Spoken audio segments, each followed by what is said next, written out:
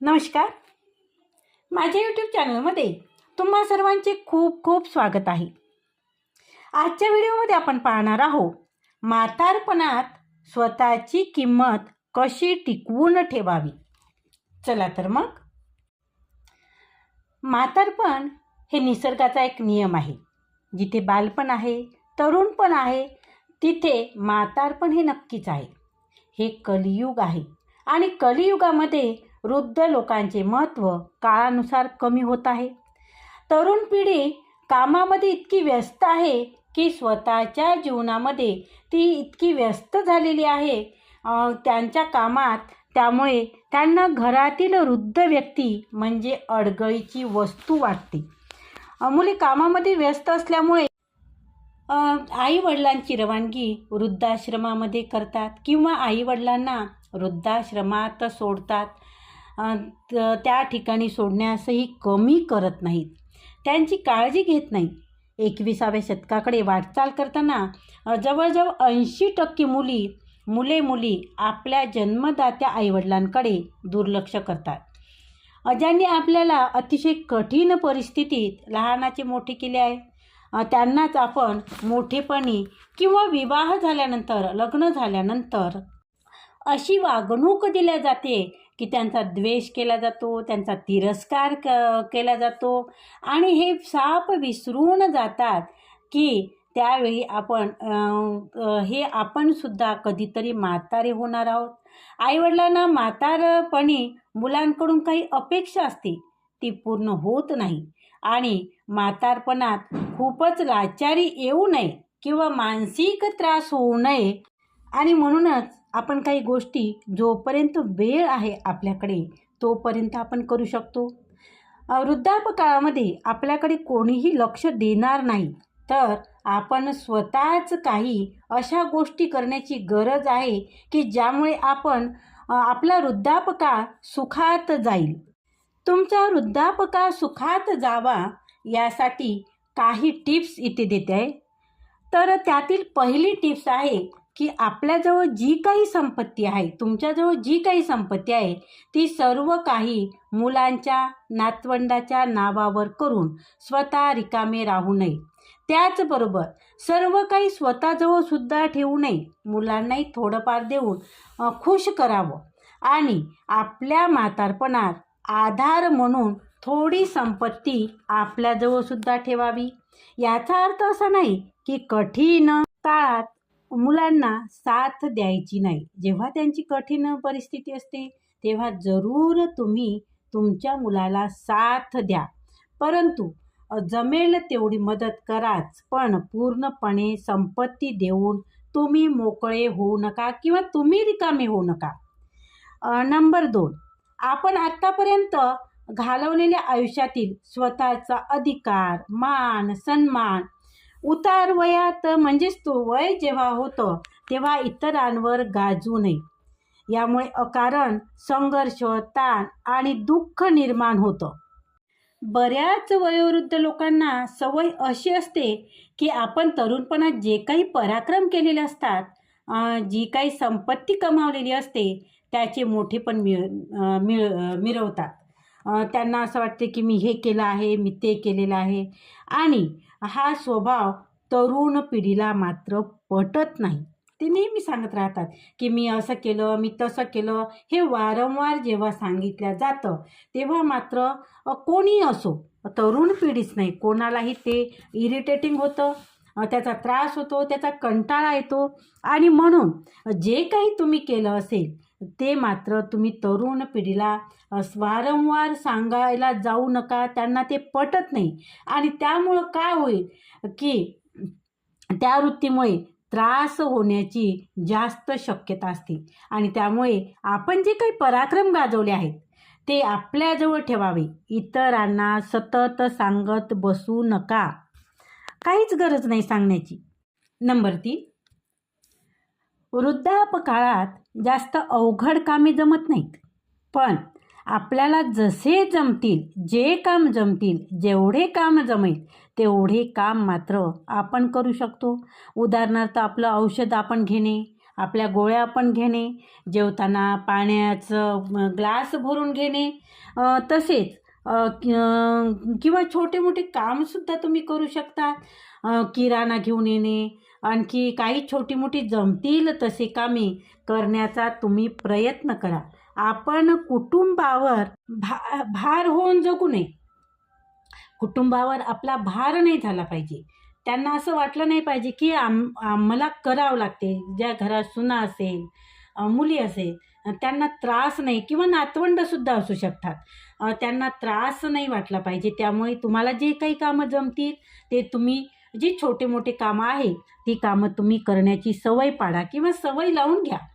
आपल्याला शक्य असतील ती लहान मोठी कामे आपण स्वतः केली पाहिजे.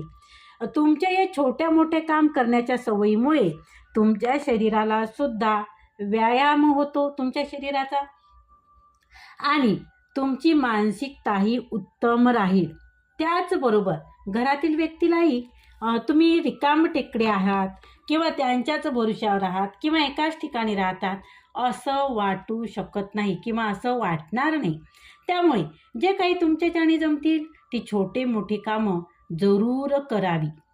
नंबर 4, वृद्धापकाळामध्ये बऱ्याच लोकांची चिडचिड होत असते, आणि हे स्वाभाविक आहे, मलाही मान्य आहे, कारण होतं चिडचिड. पण त्यामुळे सतत रागराग करणे तुमचं सुरू असेल, आणि रागराग करण्याच्या सवयीमुळे स्वतःची किंमत स्वतः तुम्ही गमावून बसता. तुम्ही रागराग करण्यामुळे तुमचा त्रास इतरांना होतो, तुमच्या जवळ कोणी यायला पाहणार नाही, आणि म्हणून रागराग करत बसू नका, किंवा रागराग करण्याची सवयीमुळे तुम्ही स्वतःची किंमत स्वतः गमावून बसता. आपण ज्या वेळेला आपले उतारवय लागते त्यावेळेला आपण सर्वांशी गोड बोलून शांततेने राहिले पाहिजे. तुम्ही जितके जास्त बोलाल तितकी तुमची किंमत मात्र कमी होत जाईल, हे महत्त्वाची गोष्ट आहे. आणि या उलट काय आहे ना, की तुम्ही जितके शांत राहाल, जितके समंजसपणाने राहाल, तितके लोक तुमचा सन्मान करतील, तुम्हाला आदर करतील, तुम्हाला आदरणीय मानतील, आणि त्यामुळे जितकं होईल तितकं तुम्ही शांत राहण्याचा प्रयत्न करा. शांत राहा, चिडचिड करू नका, रागराग करू नका, त्यामुळे काहीही होत नाही. तुम्ही जेवढं शांततेनं घ्याल तेवढ्या गोष्टी चांगल्या होत जाईल. आता बघू आपण नंबर 5, स्वतःच्या वागणुकीमध्ये एक प्रकारचा लवचिकपणा ठेवावा. सर्व प्रकारचे दायित्व मुलावर सोपवून द्यावे. आता काय आहे, आता आपलं वय नाही, त्यामुळे जबाबदाऱ्यासुद्धा आपल्याला झेपावणार नाही, आणि म्हणून जे काही आहे जबाबदाऱ्या ते तुमच्या मुलावर तुम्ही सोपवून द्या, आणि तुम्ही छान असं जीवन जगा.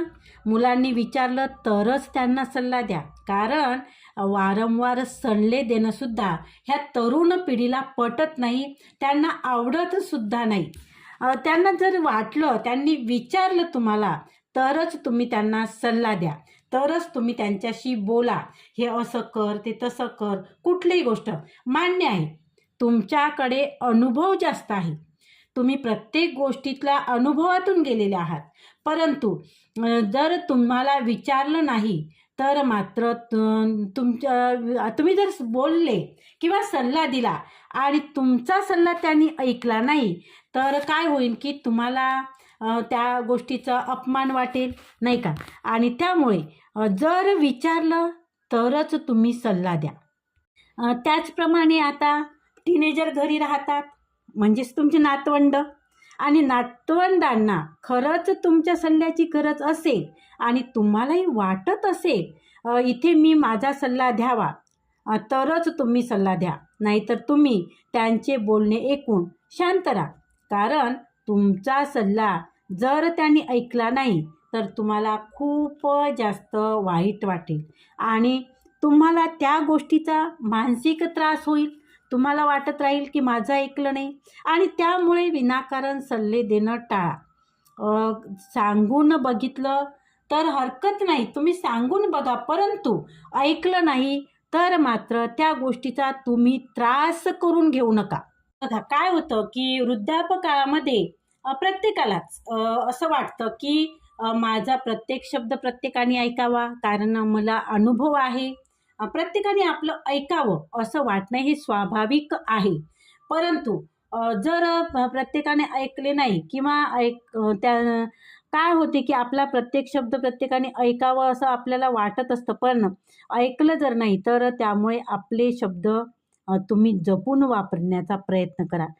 काय आहे इथे की जर ऐकलं नाही तर तुम्हाला मात्र त्याचा त्रास होईल, मानसिक त्रास होईल आणि त्यामुळे तुम्ही जबरदस्ती करू नका की माझं हे शब्द म्हणजे माझा हा सल्ला ऐकला किंवा नुकसान झाल्यानंतर तुम्ही सांगून बघितलं आणि तरी ऐकलं नाही आणि उलट केलं तुमच्या सल्ल्याच्या आणि त्यामुळे नुकसान झालं, तर पुन्हाही ती रीव ओढत बसू नका. बघ तू माझा सल्ला ऐकला नाही त्यामुळे नुकसान झालं, तू ऐकलं असतं तर चांगलं झालं असतं. ह्या गोष्टी तुम्ही करत बसू नका. कारण काय होतं की त्यामुळे त्यांनाही इरिटेट होते. घेऊ द्या, त्यांनाही अनुभव घेऊ द्या.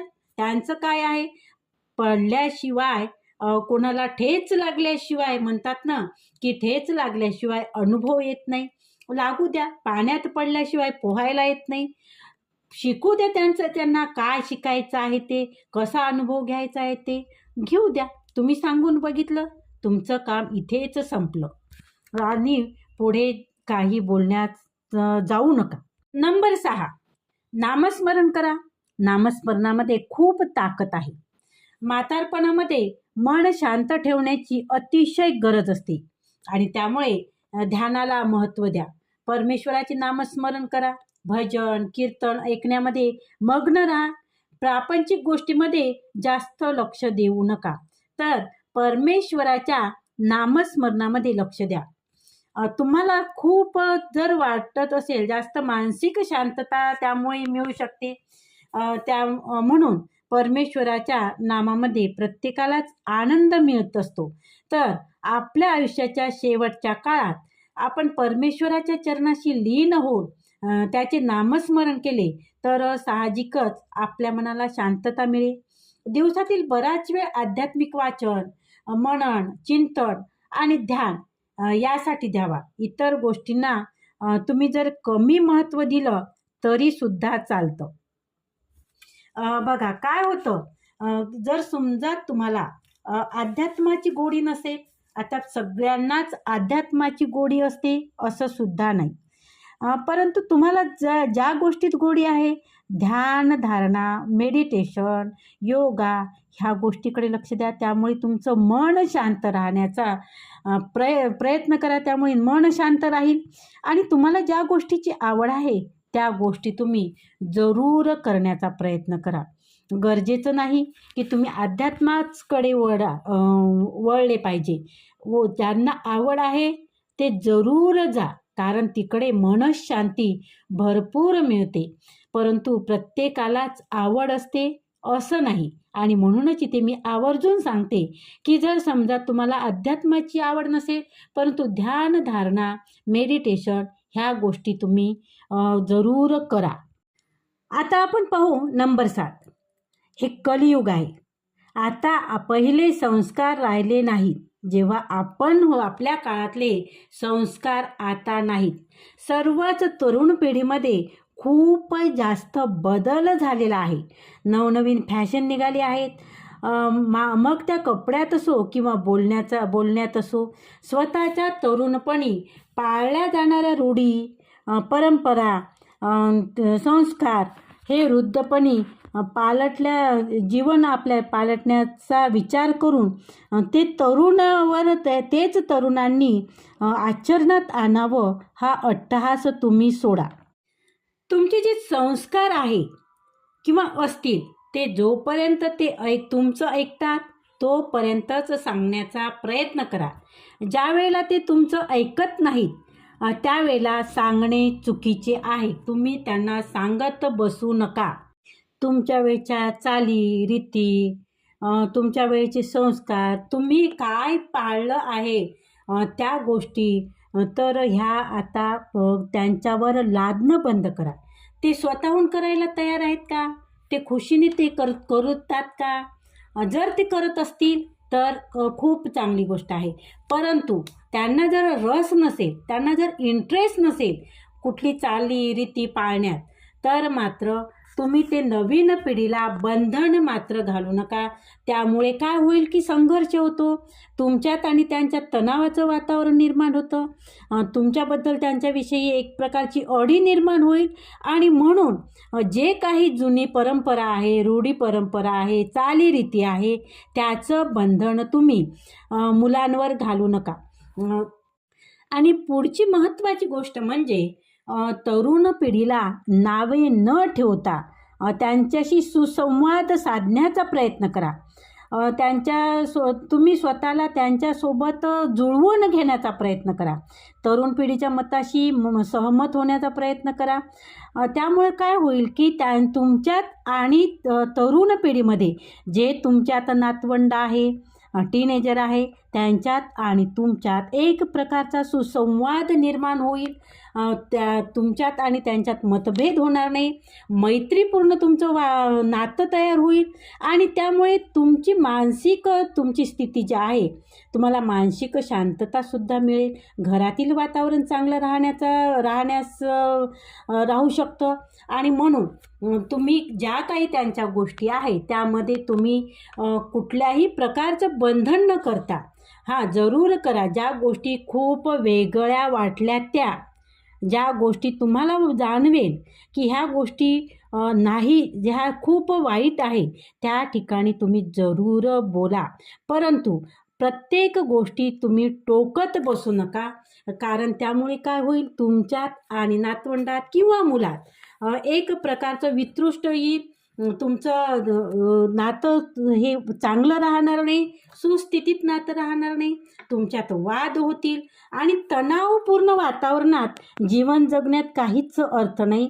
तुम्हाला त्या प्रकारचं तणावात तुम्हाला जीवन जगणं म्हणजे त्या ठिकाणी आपल्याला राहण्याची इच्छा होणार नाही. आणि म्हणून जेवढं होईल तेवढं मोकळेपणाने संवाद साधण्याचा तुम्ही त्यांच्याशी प्रयत्न करा, जुळवून घेण्याचा प्रयत्न करा. नंबर 8, आपण वारंवार ऐकतो की आरोग्यम धनसंपदा, म्हणजेच आरोग्य ही संपत्ती. ही म्हण खरं तर वृद्ध काळातच आपल्याला कळते, उमगते. ह्या म्हणीचा खरा अर्थ आपल्याला म्हातारपणातच कळतो. यावेळेला आरोग्य आपले साथ सोडते.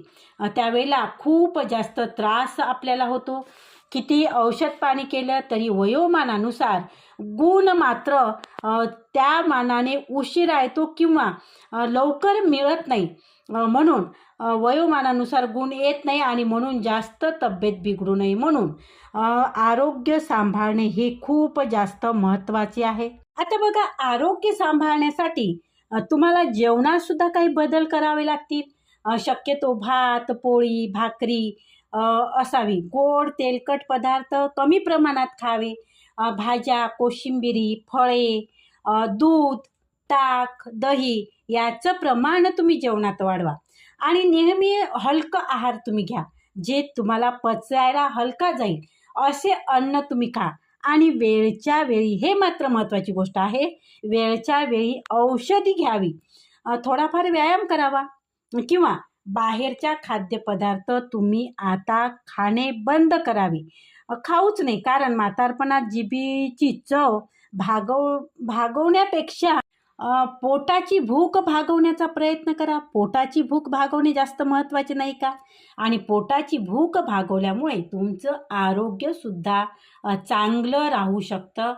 तुमचं आरोग्य बिघडू शकत नाही.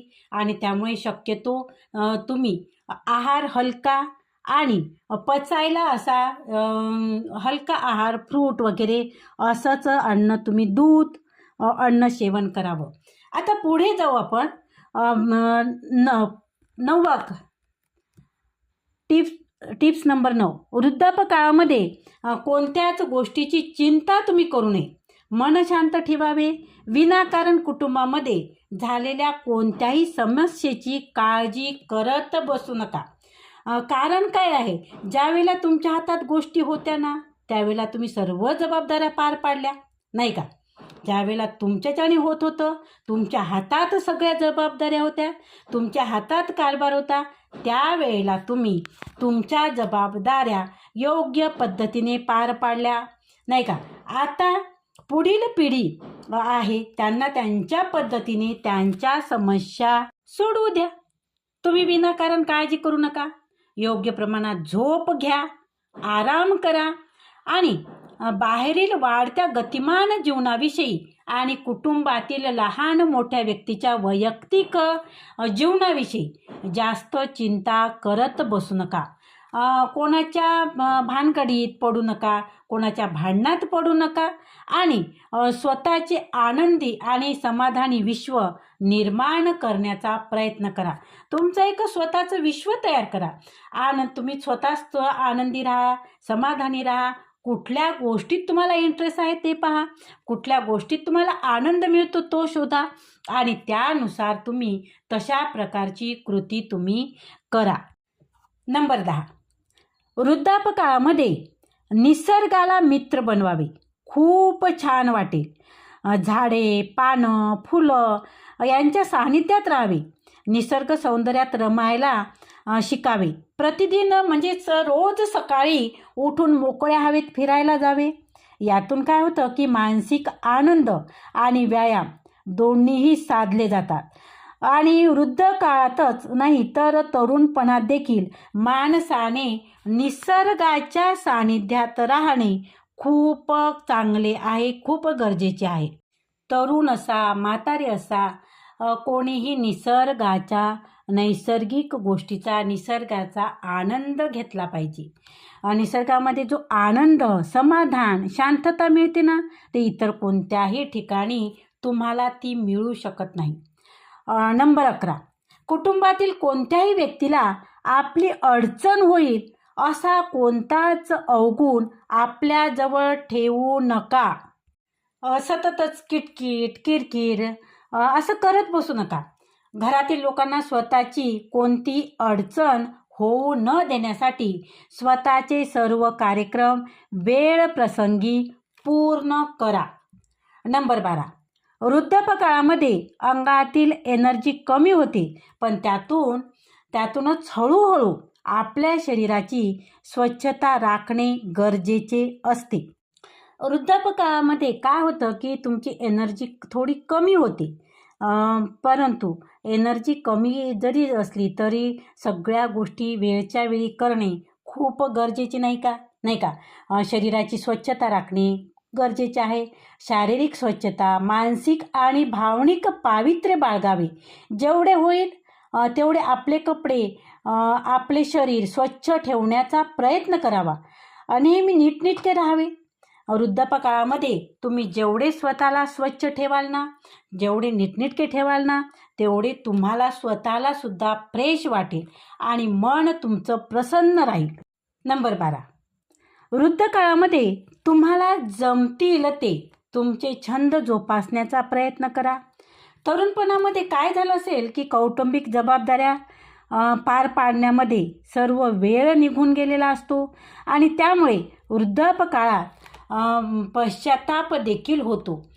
पण पश्चाताप करून गेलेली वेळ परत येत नाही आणि म्हणून तरुणपणात आपण जे छंद, ज्या आवडीनिवडी पूर्ण करू शकत नाही किंवा आपण त्या पूर्ण करू शकलो नाही, त्या आपण वृद्धापकाळात पूर्ण करू शकतो, नाही का?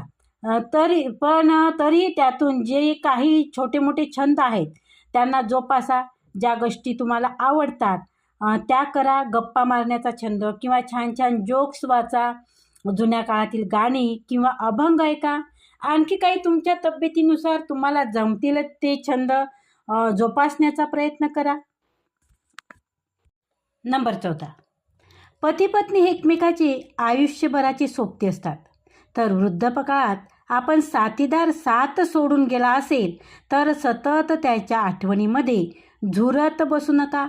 आपला साथीदार आपल्याला सोडून गेला म्हणून आपण सतत त्याच्या आठवणी काढत बसलो तर तुम्ही देखील वयस्कर आहात आणि त्यामुळे तुम्हाला ते आता झेपणार नाही आणि त्यामुळे थोडं विसर पाडण्याचा प्रयत्न तुम्ही नक्की करा आणि पुढे चला.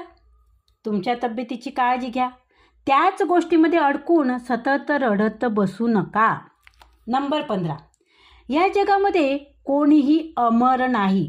असा कोणीही नाही की तो म्हातारा होणारच नाही किंवा मरणारच नाही.